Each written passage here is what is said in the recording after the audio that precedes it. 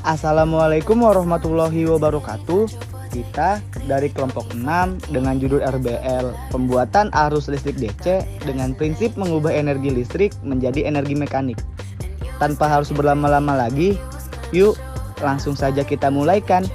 If you're searching for this topic baby, please listen carefully, cause we'll lead that together. Saya Aldi dengan pembawa acara presentasi hari ini, menemani kalian mengudara dengan sebuah materi yang semoga ada maknanya. Oh iya, sebelumnya kita akan memperkenalkan diri anggota dari kelompok 6 ini. Halo, nama saya Aldi Pratama dengan NIM 121110025 dari Prodi Fisika. Perkenalkan, nama saya Muhammad Ikhwan Zaki, NIM 121290054 dari Prodi Sains Atmosfer dan Keplanetan. Halo, perkenalkan nama saya Desi Saragi dengan NIM 121270062 dari Prodi Kimia. Halo, perkenalkan nama saya Hasan, NIM 1211031 Prodi Fisika. Halo, nama saya Fiona Penitania dengan NIM 121290059 dari Prodi Sains Atmosfer dan Keplanetan. Pasti kalian bertanya-tanya ya tentang motor listrik itu. Nah, di sini kita akan membahas tentang motor listrik. Motor listrik ialah suatu perangkat yang bisa merubah energi listrik menjadi energi kinetik ataupun gerakan. Nah, bagian utama dari motor listrik itu ada dua, ada rotor dan stator. Rotor merupakan bagian yang dapat berputar dan terdiri dari kumparan jangkar, sedangkan stator adalah bagian yang justru tidak dapat berputar dan terdiri dari kumparan medan atau rangka.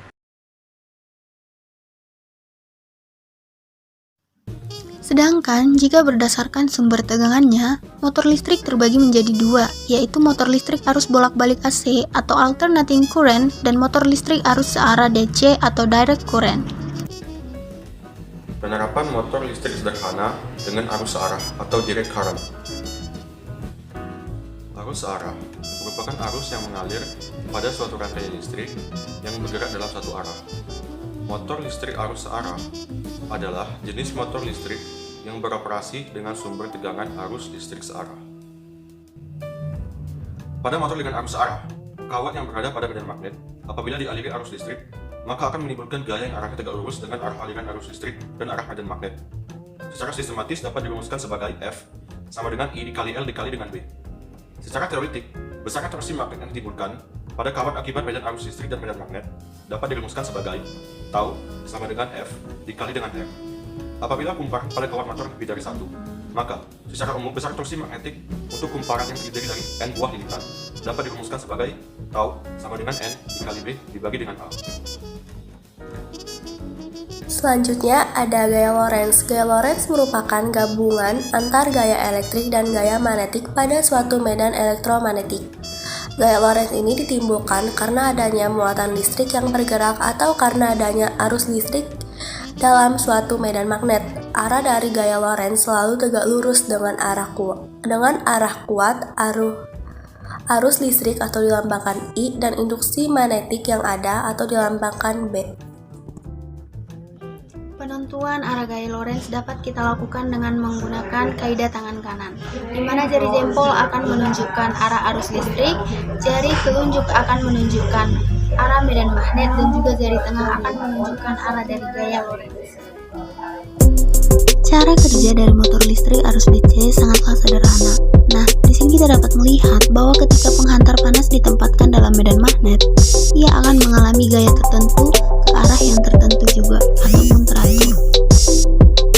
Motor listrik arus DC berisi jangkar pembawa arus yang terhubung ke suplai dan melalui segmen komutator dan sikat angker yang telah ditempatkan di antara magnet kutub utara dan magnet kutub selatan.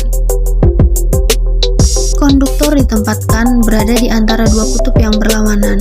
Nah, ketika kita mensuplai DC melalui sistem komutator arus akan mulai mengalir seperti yang telah kita lihat.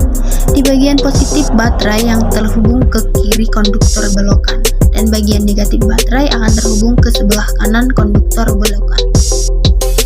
Kemudian Kemudian model kutub utara magnet ditempatkan di dekat sisi kiri, sedangkan model kutub selatan ditempatkan di dekat kanan sisi belokan arus dan sisi kiri yang mengalir ke dalam. Sedangkan bagian sisi kanan akan mengalir ke bagian luar dari arus tersebut. Selang beberapa waktu, konduktor akan membawa arus dan kemudian ditempatkan di medan magnet. Terakhir, keduanya akan mengalami gaya mekanik yang bekerja dan akan mengalami perputaran. Pada sisi kawat sebelah kiri, arus listrik mengalir dan terdapat medan magnet dengan arah tertentu sehingga menghasilkan gaya Lorentz yang membuat kawat bergerak ke atas. Pada sisi kawat sebelah kanan, arus listrik mengalir dengan arah yang berlawanan dengan kawat sebelumnya, sebelah kiri, sehingga menghasilkan gaya Lorentz yang berlawanan pula, yaitu kawat bergerak ke arah bawah.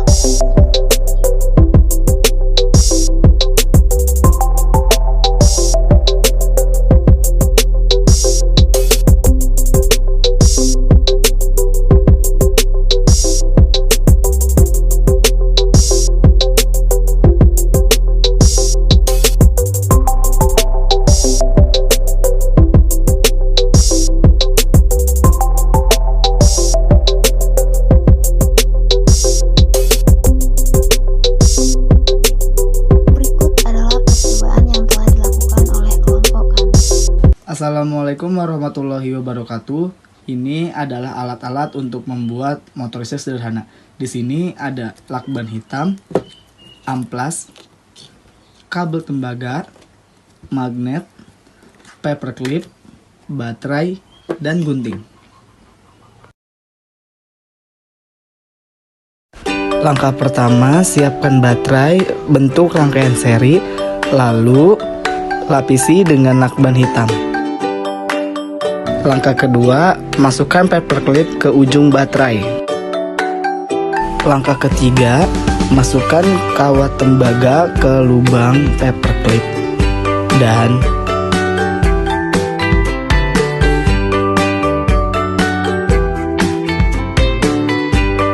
langkah keempat, setelah kawat tembaga dimasukkan ke lubang paperclip, selanjutnya taruh magnet di atas dan di tengah batu baterai. Dan ini adalah bentuk dari motor listrik sederhana kelompok kita.